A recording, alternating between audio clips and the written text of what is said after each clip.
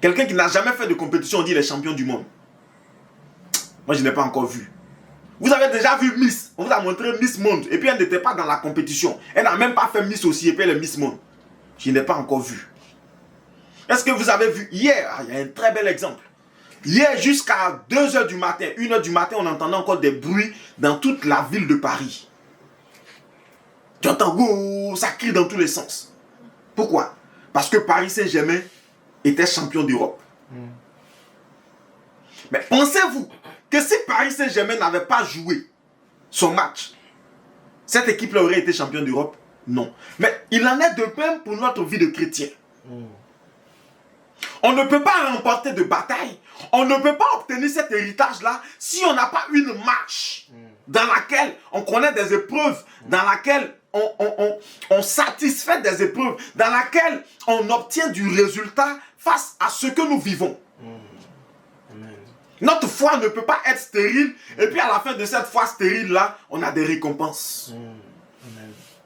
Une chose que par moments nous ignorons, c'est que la dispensation de Jésus pour notre salut, d'accord, c'est le fait qu'il nous a donné comment ça s'appelle déjà? Il nous a donné la rédemption par son sacrifice. Tous les enseignements qu'il nous a donnés à ce niveau, c'est pour que nous comprenions que nous devons demeurer en lui par la foi. Et parce que nous l'avons accepté, nous avons déjà le salut. Ça, c'est pas à discuter. Amen. Ça, c'est pas à discuter. Tu l'as accepté, tu as le salut. Ok. Mais la foi ne peut pas être stérile. Parce que si ta foi est stérile, tu as le salut, c'est bien. Mais après le salut, tu n'auras rien. Après le salut, tu n'auras rien. Aucune récompense. Zéro récompense. Amen. Amen. Donc le prix à payer.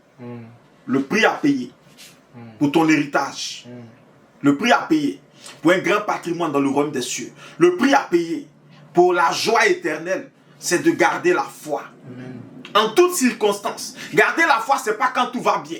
Même quand tout va mal, tu dois manifester la foi. Même quand tu as l'impression que tout est bousculé autour de toi, tu dois garder la foi. Même quand tu vois ton enfant en train de mourir, tu dois garder la foi et déclarer que mon enfant ne meurt pas au nom de Jésus. Même quand tu es dans une situation où normalement, c'est-à-dire qu'on ne peut pas faire quelque chose. Parce qu'on dit que c'est phase terminale d'un cancer, tu as la foi et tu dis non, c'est quelque chose qui doit glorifier le nom de Jésus. Est-ce que je parle à quelqu'un? Ma vie glorifie Dieu et même ma mort doit glorifier Dieu. C'est-à-dire si ce cancer est le moyen par lequel je dois partir, ça doit quand même glorifier Dieu. Amen. Je dois rester digne jusqu'à la fin.